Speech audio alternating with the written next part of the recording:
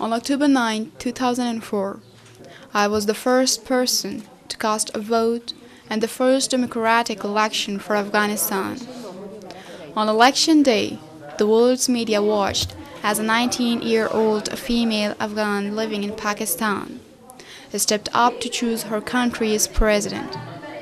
For me, on that day, I was more than a refugee, I was a citizen voting. I just grew up in Pakistan and no one knows me that I'm Afghani. When I just voted first, I thought that I'm pure Afghani now. Everyone knows me that I'm from Afghanistan, and I really feel pure Afghani. I feel that I'm Afghani and I'm the first girl to vote. 8.5 million Afghans cast their votes on that day. 10% of those who voted were living in Pakistan and Iran.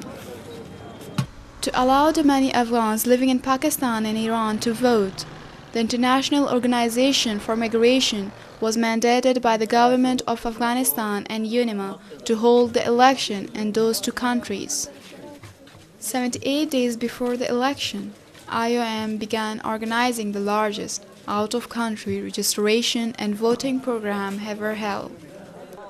Starting with a small group of 5 people, IOM began the mammoth task of hiring 150 international election experts, gathering the tons of election material required, and hiring over 20,000 Afghan election officials. I think it's very important to stress that these first elections in post-conflict are seldom perfect. Peter Urban has worked on post-conflict elections in Bosnia, Kosovo, and Palestine. He says that IOM-run elections accomplish more than just allowing displaced citizens abroad to cast their ballots. And I really do believe that as you go through these elections, not just one but several elections, you build conscience of the responsibility that you carry with you as part of a society. And I truly believe that that is one of the greatest things that we can leave behind with these processes.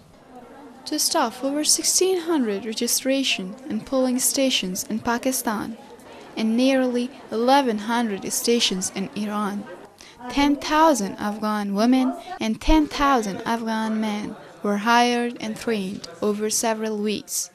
For many women, it was their first job.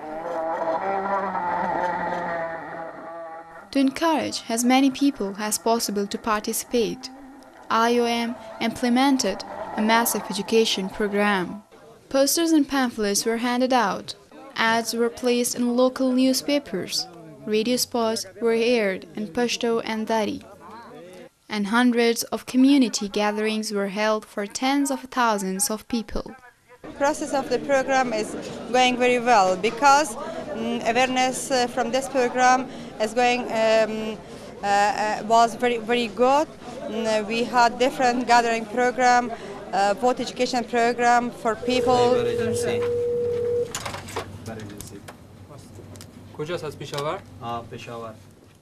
High-tech solutions were used to inform even the most isolated communities. A toll-free call center was established to serve the Afghan community in Pakistan to answer election questions. People were informed about how to register, how to vote, and where to vote. Why they were voting seemed clear to everybody. For 25 years, Afghans in the Bahraini refugee camp in northwestern Pakistan have waited to go home. Here, as across Pakistan, registration turnout was high and enthusiastic. راجع به انتخابات خو یک چانس بسیار صحیح است که برای مردم افغانستان میسر شدن و خدا کنن که امیرای مردم رای صحیح باشه تا که بتونن کسی را انتخاب کنن که برای ملت خود، برای مردم خود، برای وطن خود خدمت کنه بتونن. به درست مشکلات خو واضحاً بسیار زیاد وجود داره، چرا که تقریبا در مدتی که گذشته مردم مشکلات زیاد را متحمل شدن و به این اساس دیگه تا اندازه مشکلات مردم هم هستن و نظر مردم هم نسبتاً یک چیز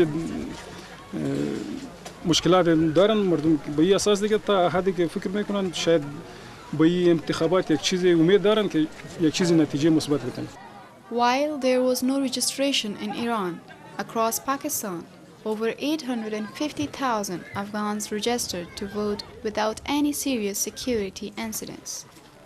For 4 days, men and women lined up in Islamabad, Peshawar, Abbottabad, Mardan, Kohat, Quetta, and Dalbandain to sign up, receive their security inking, and get their registration cards. As expected, and despite IOM's best efforts, turnout was lower for women, pinned in by cultural taboos, but still they came out to vote. 5 days later, on election day, 30% of all ballots were cast by women. Between 7 a.m. and 4 p.m., lineups formed in 750 polling centers across Pakistan and Iran.